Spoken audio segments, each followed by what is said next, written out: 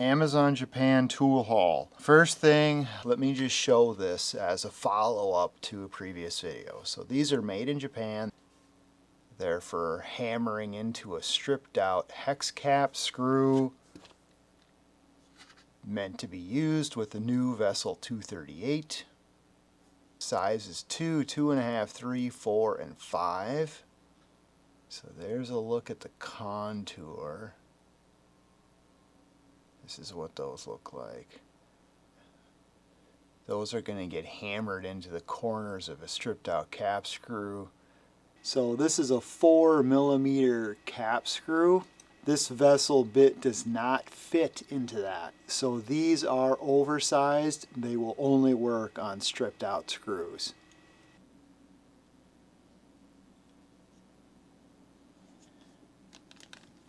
Then let's take a look at this KTC tool, the AH3.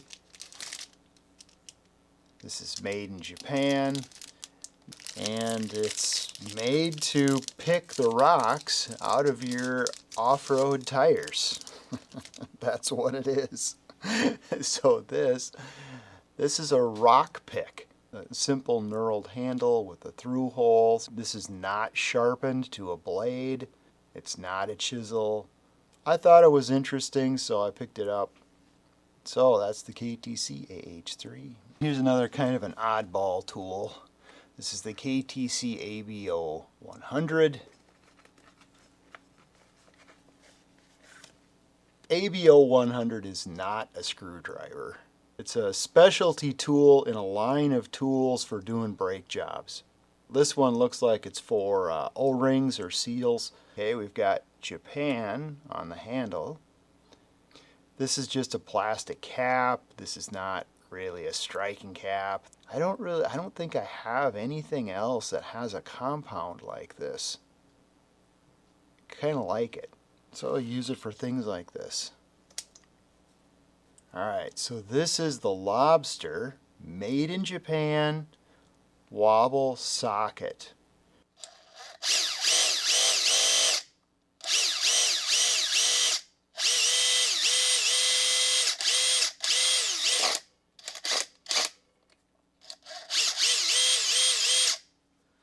This is going to go into a future video looking more closely at these. I wanted to get some LOBSTER branded stuff into that video. I wanted to get some of their different sizes and shapes of these. So this is another vessel example made in Japan. This one is going to be in that video also. It's going to be socket bits and socket bit adapters. I think I've accumulated everything I want to take a look at in that video. Which one or two would I pick to fill out a set is basically what I'm trying to figure out without going out and buying set after set and being disappointed. You know, I want the good stuff. So stay tuned for that video. Then I got a couple more of these CANARY tools. These were review recommendations, and I have seen these and I've kind of always passed on them. I just thought they were all plastic. Well, they're not all plastic. So this is a brand that is made in Japan. I thought this one had like a ceramic plastic blade, but no, this is just metal. I don't know. Okay, blade specially designed for opening cardboard boxes, fluorine coating. There we go. So that tape doesn't stick to it. This one is fixed. It's non-retractable. These are not super sharp. You're not likely to cut yourself with these. If you're opening lots of boxes like this, it's perfect.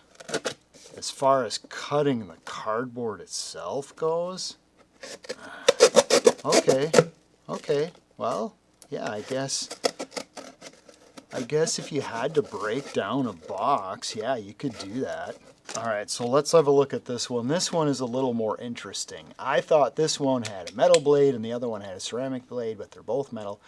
This one is not fluorine coated. This one you can lock so that it doesn't open in your pocket, hopefully. And then it has this middle detent. You lock it on the detent so it doesn't move. And then you can unlock it, go up to the full detent, and there you go, and it's locked. All right, so what's the point of this? Why not just use a knife? So this is aimed at people that work in logistics centers that are opening lots of boxes. They want to keep those employees safe, so they do the rounded end, but the rounded end also prevents damage to the contents of the package. You've got workers that are opening lots of packages. You don't want the contents of those packages damaged. And I've had to return a brand new radiator hose because somebody at the auto parts store opened a box of radiator hoses with a box cutter and slashed a radiator hose. So that's what Canary has going on with the design of those. I saw this. This was reviewed by a Japanese YouTuber. This is made in Taiwan, and it's just on a swivel.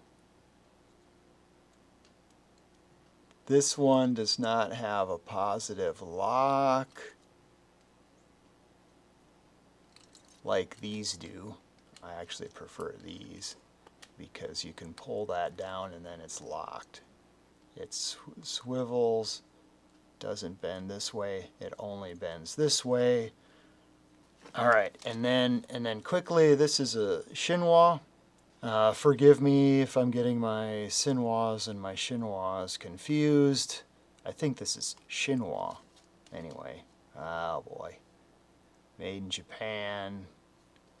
Okay, this is basically just a quick way to figure out what the diameter of a hole is. Okay, that is a 7mm diameter hole right there. Is that right? Let's double check it. Right on. 7mm diameter hole. So yes, it is Shinwa. It is made in Japan. Let's see here. Does it have any other tricks up its sleeve?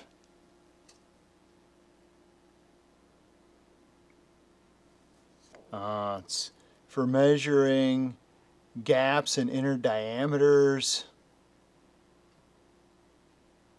By folding it, you can measure shallow gaps. Oh, what?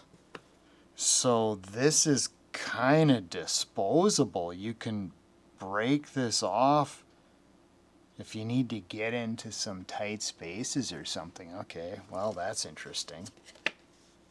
So it can be easily broken using your hands or pliers.